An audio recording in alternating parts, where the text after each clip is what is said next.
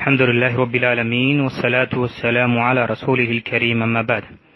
قال الإمام الحافظ ابن حجر رحمه الله في كتابه بلوغ المرام كتاب الصلاة باب المساجد. عن عائشة رضي الله عنها قالت: أمر رسول الله صلى الله عليه وسلم ببناء المساجد في الدور وأن تنظف وتطيب. رواه أحمد وأبو داود الترمذي. அன்புக்குரிய அல்லாஹ்வின் அடியார்களே, நாம் தொடர்ச்சியாக மார்க்க சட்டங்களை பற்றி பாடங்களை பார்த்து கொண்டு வருகின்றோம். இதுவரை நாம் பார்த்தது தொழுகையில் உள்ளச்சத்துடன் தொழுதல், அதை மார்க்கம் ஊக்கியிருக்கின்றது, வலியுறுத்தியிருக்கின்றது. அதனுடைய பலன்களையும் அதனுடைய பயன்களையும் நாம் பார்த்தோம். இன்று நாம் பார்க்க இருக்கக்கூடிய புதிய தலைப்பு தொழுகை சம்பந்தப்பட்ட பாடத்தில் அல்லாஹுடைய மசாஜிதுகளை பற்றி. அன்புக்குரியவர்களே, மஸ்ஜித் என்று கூறும் பொழுது எங்கு தொழுகை நிறைவேற்றப்படுகின்றதோ அதற்கு மஸ்ஜித் என்று பொதுவாக கூறுவோம். அப்பொழுது அப்படி என்றால் அல்லாஹு தஆலா இந்த ஒட்டுமொத்த பூமியையும் மஸ்ஜிதாக ஆக்கியிருக்கின்றான் இந்த சமுதாயத்திற்கு. இது ஒரு அல்லாஹு தஆலாவால் கொடுக்கப்பட்ட ஒரு சிறப்பான ஒரு அம்சம் இந்த உம்மத்து முஹம்மதியாவுக்கு. நபிகள் நாயகம் ஸல்லல்லாஹு அலைஹி வஸல்லம் அறிவித்தார்கள். புகாரில் வரக்கூடிய ஹதீஸ், ஜுஇலத் லியல் மஸ்ஜித் அர்து மஸ்ஜிதன் வ தஹூரா, எனக்கு இந்த பூமி மஸ்ஜிதாகவும் வணக்கஸ்தலமாகவும் பிறகு சுத்தத்தை எடுத்துக்கொள்ளக்கூடிய விஷயமாகவும் அல்லாஹு தஆலா இந்த பூமியை ஆக்கியிருக்கின்றான். ஆக பொதுவாக ஒரு அர்த்தத்தை நாம் எடுத்துக்கொள்ளும் பொழுது மஸ்ஜித் என்பது எங்கு தொழுகை நிறைவேற்றப்படுகின்றதோ அது எந்த இடத்தில் இருக்கட்டும் அதற்கு மஸ்ஜித் என்று கூறுவோம்.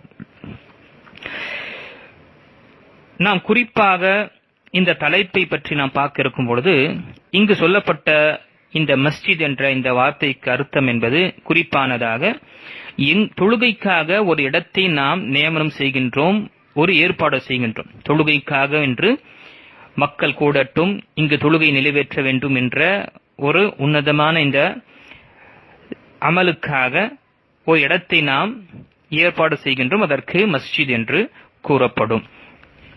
ஆக இந்த மஸ்ஜிதிற்கு பார்க்கும் பொழுது அன்புக்குரியவர்களே, இப்படிப்பட்ட ஒரு இடம் தொழுகைக்காக அல்லாஹை திக்ர் செய்வதற்காகவும் அல்லாஹை துதிப்பதற்காகவும் அவனை பற்றி அறிந்து கொள்வதற்காகவும் ஒரு மஸ்ஜிதை அமைப்பது என்பது இது மார்க்கம் வலியுறுத்தியிருக்கின்றது. மற்றும் இந்த மஸ்ஜிதை பராமரிக்கக்கூடியவர்களும் இந்த மஸ்ஜிதை பாதுகாக்கக்கூடியவரும் இந்த மஸ்ஜிதுடைய தொடர்பு வைக்கக்கூடியவர்களுக்கும் அல்லாஹு தஆலா சிறந்த சிறப்புகளை தன்னுடைய மார்க்கத்தில் அறிவித்திருக்கின்றான். இந்த மஸ்ஜித் என்பது அன்புக்குரியவர்களே, அல்லாஹுடைய இந்த பள்ளிவாசல் அல்லாஹுடைய வீடுகளாக இருக்கின்றது. புயூத்துல்லாஹ், அல்லாஹுடைய வீடுகளாக இருக்கின்றது. அல்லாஹு தஆலா இந்த ஆலயத்தில் இந்த வீடுகளில் அவனை பற்றி புகழ்வதும் அவனுடைய புகழை உயர்த்துவதும் தக்வீர் முழங்குவதும் தஸ்பீ செய்வதும் என்ற ஒட்டுமொத்தமாக அவனை வணக்க வழிபாடு செய்வதற்காக நமக்கு கட்டளையிடப்பட்டது. ஆக இந்த மஸ்ஜிதுகளில் பார்க்கும் பொழுது குறிப்பாக அல்லாஹ்வை தூய்மைப்படுத்துவதும் தஸ்பீ செய்வதும் என்று பார்க்கும் பொழுது தொழுகை ஐவேளை தொழுகையை நிலைநாட்டுவதற்காக மிகவும் ஒரு அடிப்படையான ஒரு அமலை செய்வதற்காக இந்த ஆலயம் மற்றும் இந்த பள்ளிவாசல் கட்டப்படுகின்றது. இது இந்த உம்மத்தினருக்கு மிக மிக அவசியமாக இருக்கின்றது. பள்ளிவாசல்களை கொண்டுதான் அன்புக்குரியவர்களே நம்முடைய ஈமான் பாதுகாக்கப்படுகின்றது. பள்ளிவாசல் இல்லை என்றால் நம்முடைய ஈமான் அல்லாஹ் பாதுகாக்க வேண்டும், என்ன நிலை இருக்கும் என்று தெரியாது.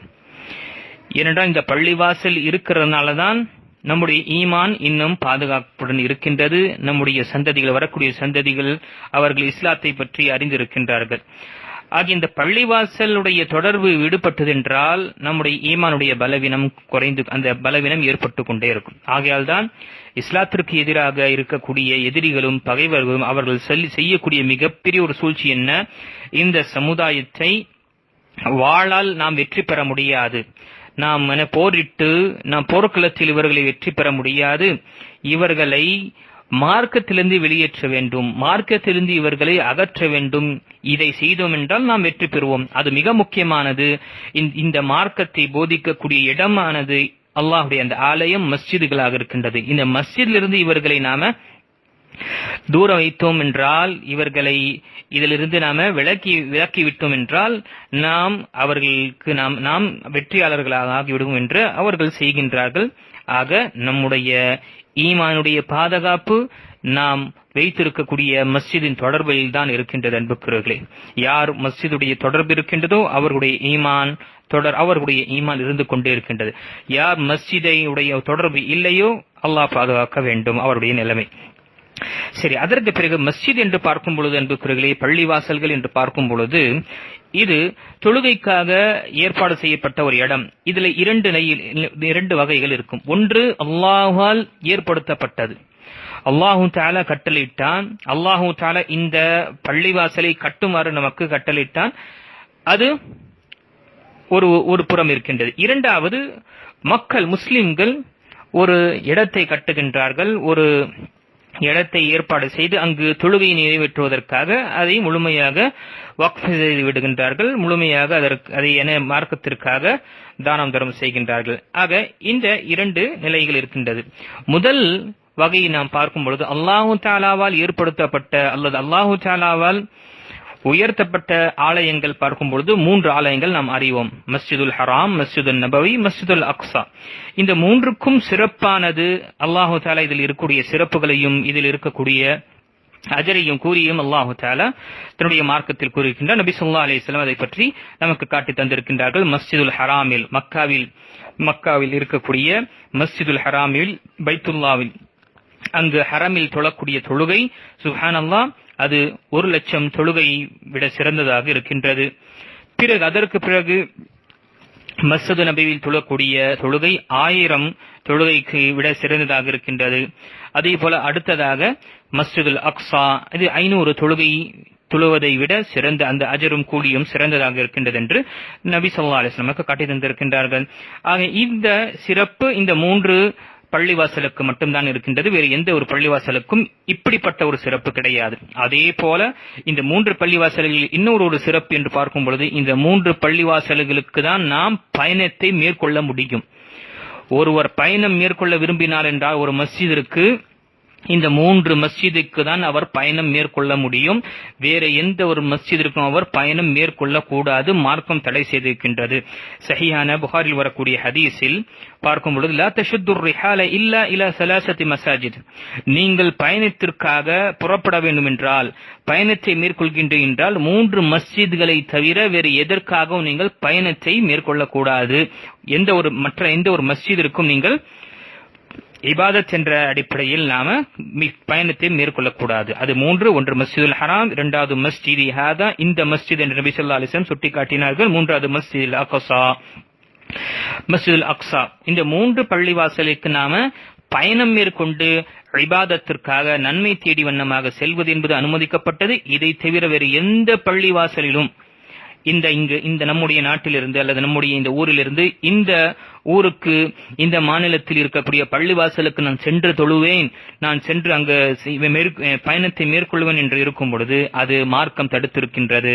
இதை நாம் நினைவு கொள்ள வேண்டும். இது அல்லாஹு தஆலா ஏற்படுத்தப்பட்ட அந்த பள்ளிவாசலுக்கு சிறப்பான விஷயமாக இருக்கின்றது.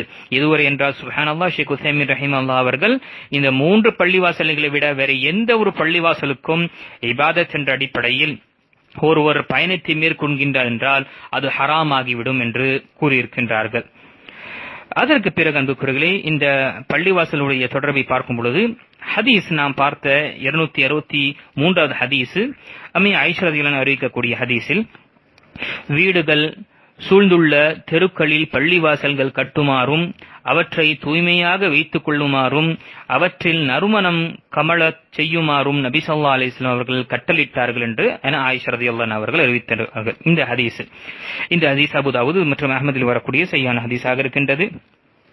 ஆக இந்த ஹதீஸில் நமக்கு கட்டளையிடப்பட்ட விஷயம், முதலில் வீடுகள் இருக்கக்கூடிய முஸ்லிம்கள் இருக்கக்கூடிய முஹல்லாவில் பள்ளிவாசல் இருப்பது என்பது மிக மிக அவசியமானது. நபி ஸல்லல்லாஹு அலைஹி வஸல்லம் கட்டளையிட்டார்கள், கட்டுங்கள் என்று. அதை கட்டிய பிறகு அதை பராமரிப்பதும், அதை பார்த்துக் கொள்வதும், அதனுடைய தேவைகளை பூர்த்தி செய்வது என்பது அந்த முஹல்லாவாசிகள் மீது கடமையாகி விடுகின்றது. ஆக இது ஃபர்து கிஃபாயா என்று கூறப்படும். ஒருவர் அல்லது அந்த முஹல்லாவாசியில் ஒரு சாரார் இதை செய்து விட்டார் என்றால் மற்ற அனைவர்கள் மீதும் பாவம் எழுதப்படாது. அது அந்த மொஹல்லாவில் முஸ்லிம்கள் இருந்து பள்ளிவாசல் கட்டப்படாவிட்டால் ஒட்டுமொத்த மொஹல்லாவில் இருக்கக்கூடிய முஸ்லிம்கள் அவர்கள் மீது பாவம் எழுதப்படும். இதற்காக ஃபர்து கிஃபாயா என்று சொல்லப்படும். ஃபர்து கிஃபாயா என்பது சிலர் செய்துவிட்டார் என்றால் மற்றவர்களுக்கு குற்றம், அவர்கள் பிடிக்கப்பட மாட்டார்கள். ஆக பள்ளிவாசல் கட்டுவது என்பது, அமைப்பது என்பது இது முஸ்லிம்கள் மீது இது கடமையாக இருக்கின்றது, இது செய்வது. இரண்டாவது, ஆக மொஹல்லா என்று இருக்கும் பொழுது, ஒரு சொசைட்டி என்று இருக்கும் பொழுது, ஒரு இடம் இருக்கும் பொழுது அங்கு முஸ்லிம்கள் இருக்கின்றார்கள் என்றால் அங்கு நாம் பள்ளிவாசலை கட்ட வேண்டும். இரண்டாவது, அந்த பள்ளிவாசலை சுத்தமாக வைத்துக் கொள்ளுங்கள் என்று நபி ஸல்லல்லாஹு அலைஹி வஸல்லம் கூறினார்கள். தூய்மையாக வைத்துக் கொள்ளுங்கள் என்று கூறினார்கள். தூய்மையாக வைத்துக் கொள்வது என்பது அசுத்தத்திலிருந்தும் நாம் அதை பாதுகாக்க வேண்டும். அதே போல அதை சிறப்பான முறையில் மக்களுக்கு, முஸ்லிம்களுக்கு தொழுகக்கூடிய நிலையில் அதை அமைத்து தர வேண்டும். அங்கு இது ஒரு நபி ஸல்லல்லாஹு அலைஹி வஸல்லம் அவர்கள் நம்மளுக்கு காட்டி தந்தார்கள். அதே போல அதில் நோவினை தரக்கூடிய எந்த ஒரு விஷயமாக இருக்கட்டும், முஸ்லிம்களுக்கு முஃமின்கள் தொழுகையாளிகள் தொழக்கூடிய நேரத்தில் அவர்களுக்கு ஏதாவது ஒரு நோவினை தரக்கூடிய விஷயமா அதையும் அகற்றுவது அது நன்மை பெற்று தரக்கூடியதாக இருக்கின்றது. இதுவரை என்ற நபி ஸல்லல்லாஹு அலைஹி வஸல்லம் அறிவிக்கக்கூடிய அபூதாவுதில் வரக்கூடிய ஹதீஸில் நபி ஸல்லல்லாஹு அலைஹி வஸல்லம் கூறினார்கள், எனக்கு என்னுடைய உம்மத்துடைய அஜரையும் கூலியும் காண்பிக்கப்பட்டது. ஹத்தல் கதாது யுஹ்ரிஜுஹா ar-ரஜுலு மினல் மஸ்ஜித். எதுவரை என்றால், ஒரு மனிதன் மஸ்ஜிதிலிருந்து ஒரு சின்ன ஒரு குப்பையை எடுக்கின்றான், ஒரு அசுத்தத்தை எடுக்கின்றான், அந்த ஒரு அருவருக்கத்தக்கூடிய விஷயத்தை அவன் அகற்றுகின்றான், அதையும் எனக்கு காண்பிக்கப்பட்டது. அப்போ ஒரு விஷயம் நாம் இருக்கும் பொழுது, பள்ளிவாசலில் நாம் தொழுகும் பொழுது ஒரு சிரமம் என்று இருக்கும் பொழுது அதை நாம் அகற்றுவது, குப்பையை அகற்றுவது, அது நன்மை பெற்று தரக்கூடியதாக இருக்கின்றது. இது முஅத்தின்கள் மட்டும் அல்லது அங்கு பொறுப்பாளிகள் மட்டும் செய்யக்கூடிய விஷயம் இல்லை. நாம் நன்மையை பெற வேண்டும் என்றால் அதை நாம் செய்ய வேண்டும். அப்படி இருக்கும் பொழுது ஒரு குப்பையை அகற்றுவது நன்மை என்றால், குப்பையை போடுவது என்பது அது பாவம் தான் இருக்குமா இல்லையா? கண்டிப்பாக இருக்கும். அப்போ நாம் பார்க்கின்றோம், பள்ளிவாசலில் நாம் உட்கார்ந்து கொண்டு நகத்தை நாம கிள்ளி அதுல போடுறோம். அதே போல தாடியை நாம கோதி அதையுடைய முடியை இது போடுகின்றோம். இப்படி என்று நிறைய விஷயங்கள் நாம செய்கின்றோம். அறியாமல் அல்லது உணராமல் நாம் செய்கின்றோம். இந்த விஷயத்தை நாம் நினைவு கொள்ள வேண்டும். ஆக பள்ளிவாசல் என்பது அல்லாஹுடைய ஆலயங்கள், அல்லாஹுடைய வீடுகள். இதை நாம் சுத்தமாக வைத்துக் கொள்ள வேண்டும். இது எப்படி நம்முடைய வீட்டில் இருக்கும் பொழுது நாம் நகத்தை வீட்டில் நாம கிள்ளி அல்லது வெட்டி நம்ம அதே இடத்துல போட மாட்டோமோ, அதை அசுத்தமான இடமோ அல்லது எங்க குப்பையில போடுகின்றோமோ, அதே போல பள்ளிவாசலை நாம் சுத்தமாக வைத்துக் கொள்ள வேண்டும். யார் பள்ளியை கண்ணியப்படுத்துகின்றார்களோ, பள்ளிவாசலை அவர்கள் சுத்தமாக வைத்துக் கொள்கின்றார்களோ, அல்லாஹ் தஆலா அவர்களை நேசிக்கின்றான். மூன்றாவது விஷயம் சொல்லப்பட்டது அன்து தய்யிப, அதில் நறுமணம் கமழுமாறு நீங்கள் வைத்துக் கொள்ளுங்கள். அப்போ மஸ்ஜிதில் இத்திரை பயன்படுத்துவதும் நறுமணத்தை பயன்படுத்துவதும், அதை நறுமணம் கமல வைக்கக்கூடியது என்பதும் இதுவும் நமக்கு கட்டளையிடப்பட்டுள்ளது.